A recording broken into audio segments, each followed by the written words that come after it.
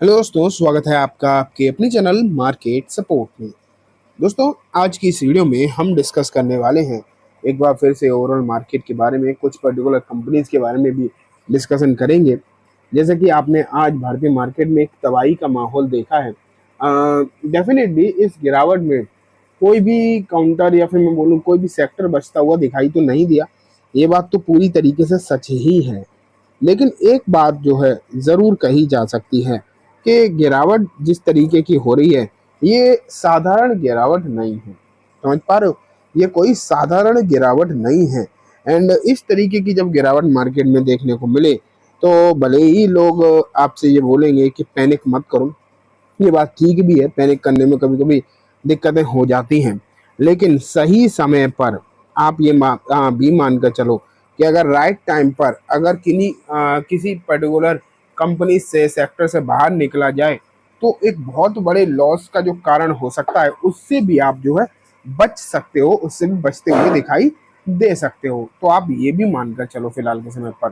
तो आज की इस वीडियो में ना मैं आपको यही दिखाने वाला हूँ कि भले ही पैनिक मत करो, ये बात सच है, कुछ सेक्टर्स ऐसे हैं जिनमें गिरावट हो रही है।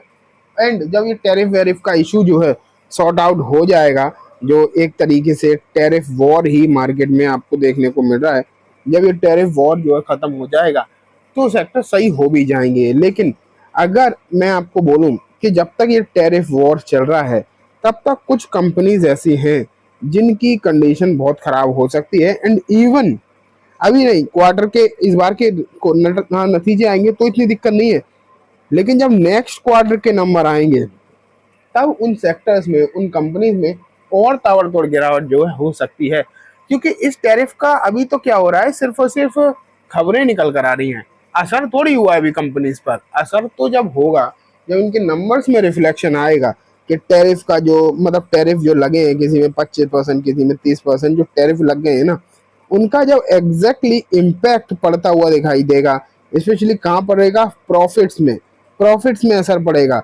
अगर इन्होंने अपनी सेल्स को सुधारे रखा, मान लेते हैं, एंड रेवेन्यू को नहीं घटने दिया, तो भी एक चीज है, मार्जिन्स घटेंगे, मार्जिन्स के चलते प्रॉफिट भी घटेगी, तो वहां तो असर पड़ेगा टैरिफ का। अभी तो खाली खबरों के चलते शेयर मार्केट गिर रहा है, लेकिन जब मार्जिन्स एंड प्रॉफिट्स घटेंगे, तो पर्टिकुलरली असर जो है बहुत तगड़ा पड़ता हुआ आपको नजर आ सकता है। अब ऐसी कौन कौन सी कंपनीज हो सकती हैं जहां पर ये समस्या जो है ज्यादा देखने को मिलेगी? एंड उनमें आज गिरावट भी अच्छी खासी हुई है। उनमें अगर आप देखोगे, आईटी देखो, आईटी में आज मैं आपको दिखाता हूँ, आईटी के दिग्गज की बात करता हूँ। इन्फोसिस देखो आप, ये तो आईटी का दिग्गज है, ये कोई छोटी मोटी कंपनी नहीं है। स्पेशली अगर हम देखें तो ब्लू चिप ही है ना, ठीक है, ब्लू चिप ही है। लेकिन यहाँ पर क्या है, दिक्कत क्या है कि ये अपनी सर्विसेज को एक्सपोर्ट ही करते हैं। अगर आप इंडिया में मानकर चलो कि इंडिया में इनकी जो सर्विसेज यूज करी जाती हैं, आज इनकम टैक्स डिपार्टमेंट भी इनकी सर्विसेज यूज कर रहा है। पहले वो टीसीएस यूज किया करता था, अब वो है इन्फोसिस उनकी सर्विसेज प्रोवाइडर है। लेकिन आप ये मान के चलो कि इनकी जो मोस्ट ऑफ द सर्विसेज है, मोर देन 70% जो है ये यूएस में ही अपनी सर्विसेज को एक्सपोर्ट करते हैं। तो इन पर भी टैरिफ का असर तो अच्छा खासा आएगा ही। अब बात आ जाती है, क्या इसमें सिर्फ इन्फोसिस ही है? तो नहीं, ऑल ओवर आईटी की जो कंपनीज हैं, उनका जो मेन बिजनेस है ना, वो विदेश पर ही खड़ा है, स्पेशली यूएस पर ही खड़ा हुआ है। और इसमें दिक्कतें और कहाँ पर आएंगी पता है? दिक्कतें आएंगी इनकी क्लाइंट से। समझ पा रहे हो कि हो क्या रहा है कि अभी यहाँ पर समस्या जो है वो तो है, टैरिफ इशू जो आएगा तो आएगा ही। लेकिन जब इनके क्लाइंट्स पर काम की इशू आ जाएगा, काम कम हो जाएगा, तो होगा क्या कि इन्हें प्रोजेक्ट ही कम मिलेंगे। तो नॉट ओनली प्रॉफिट्स, बल्कि आप ये मान के चलिए कि इनकी रेवेन्यू पर भी फर्क आएगा, मार्जिन्स पर भी फर्क आएगा, एंड प्रॉफिट पर तो आएगा ही आएगा, ये तो पक्की बात है। तो इन जो तीन चार फैक्टर आएंगे ना, इससे ऑल ओवर आईटी शेयर जो है उनकी हालचाल बहुत ही ज्यादा बिगड़ने वाले हैं। आज आप एक काम करना, निफ्टी आईटी का चार्ट देखना। ये जो गिरावट हुई है, उसमें निफ्टी आईटी किसी भी दूसरे सेक्टर से बहुत ज्यादा गिरा है। कोई भी आप सेक्टर देख लो निफ्टी आईटी के अलावा, इसमें जो गिरावट हुई है वो कंपैरेटिवली सबसे ज्यादा नजर आई है कहीं ना कहीं। तो ये एक ऐसा सेक्टर है जिसमें ताबड़तोड़ गिरावट होगी। एंड इसकी जो टॉप कंपनीज हैं, ठीक है, निफ्टी आईटी की टॉप कंपनीज कौन कौन सी हैं? इन्फोसिस तो मैंने अभी आपको बताया ही, इन्फोसिस के साथ टीसीएस भी है, एलटीआई भी है। अगर ये तो फिर भी बड़ी कंपनी की बात हुई जिन्हें एलएनटी भी आता है, लेकिन अगर हम छोटी कंपनीज की बात करें तो केपीआईटी देखो, भारी भरकम गिरावट हो रही है। साइंट देखो भारी हो रही है, बिरला सॉफ्ट देखो, एवेन्यू में देखो। मतलब ओवरऑल आप ये मान के चलो कि निफ्टी आईटी की छोटी या बड़ी कंपनीज ताबड़तोड़ गिरती हुए आपको देखने को मिल रहे हैं। एंड इन कंपनीज पर जिस तरीके का असर आपको पड़ता हुआ दिखाई दे रहा है, and not only for the now but after a quarter और सम क्वार्टर्स, इन पर जो असर है, जो इम्पैक्ट है, वो भारी पड़ता हुआ दिखाई देगा।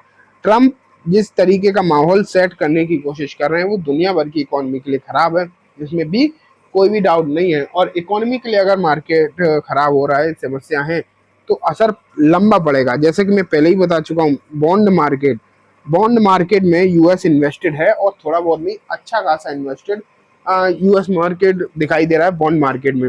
मतलब ट्रम्प और यूएस की सरकार, तो वो चाहते हैं कि लोग जो है इक्विटी से पैसा निकालें एंड बॉन्ड में डालें पैसा। इससे क्या हो रहा है कि यूएस की जो कंपनीज हैं उन पर भी असर पड़ रहा है, लेकिन ट्रम्प अभी इस बात को ना सोचते हुए, इस बारे में बिल्कुल भी ध्यान ना देते हुए कि इससे नुकसान सिर्फ दूसरी कंट्रीज में नहीं, बल्कि अगर आपने देखा होता डाउ जोन्स एंड नेस्डैक देखते, तो वो भारत से ज्यादा गिर रहे हैं। भारत के इंडेक्सेस से अगर हम देखें तो पर्टिकुलरली उनमें गिरावट और ज्यादा देखने को मिल रही है। तो ओवरऑल आप ये मान के चलो कि समस्याएं और ज्यादा बढ़ती हुई आपको देखने को मिलेंगी इन पर्टिकुलर सेक्टर में, स्पेशली जहाँ पर आईटी तो आपको दिखाई देता ही है। अब फार्मा, जैसे कि मैं आपको पहले ही बता चुका हूँ, फार्मा एंड ऑटो, इनमें भी मेजर कंपनीज हैं। और अगर जैसे मैंने तीन जो आपको सेक्टर बताए जिसमें आईटी भी आता है, फार्मा भी आता है एंड ऑटो भी आता है, इनकी कुछ ना कुछ कंपनीज आप लोगों के पोर्टफोलियो में श्योरली होंगी ही। तो इनसे मेरे हिसाब से अगर आप सही समय पर एग्जिट कर जाओ, अगर आप लॉन्ग टर्म तक नहीं होल्ड कर सकते, और लॉन्ग टर्म तक भी क्या, अगर यहाँ से ये शेयर 50-50% गिर गए तो इन्हें दोबारा इन भाव पर आने में समय भी लग सकता है। और जब गिरावट में शेयर गिरते हैं ना, तो जब वापस से तेजी होती है तो देखने में तो लगता है ठीक है तेजी हो गई, लेकिन जो शेयर गिरते हैं कंपैरेटिवली जो बढ़ते हैं ना, वो शेयर अलग ही होते हैं। तो इसलिए लोगों का नुकसान उतना रिकवर हो नहीं पाता है। इसलिए मेरे हिसाब से अगर आप सही समय पर कुछ चुनिंदा कंपनी से एग्जिट ले लेते हैं, अगर आपको बहुत ज़्यादा नुकसान नहीं है, तो मेरे हिसाब से सिचुएशन उतनी हो सकता है आपको इम्पैक्ट ना करे। और अगर गिरावट हो रही है और आपके स्टॉक्स गिर रहे हैं, आपको लॉस हो रहा है, तो आप इकलौते नहीं हैं, इस बात को समझो। अगर आप लॉस बुक कर कर आगे के लिए रणनीति बनाओगे, आगे के लिए अपना कैश जो है बचाओगे, तो श्योर शॉट आपको गिरावट में होके आगे मिलेगी। तो चलिए दोस्तों, आज की वीडियो में बस इतना ही। उम्मीद है वीडियो पसंद आई होगी। वीडियो अच्छी लगी तो लाइक करना, चैनल को भी जरूर सब्सक्राइब करना, जाते थे बेल आइकन दबाना। दोस्तों ये वीडियो सिर्फ एजुकेशन इन्फॉर्मेशन पर्पस है, किसी भी तरीके की बाइंग सेलिंग के रिकमेंडेशन के तौर पर ना देखें। Thank you.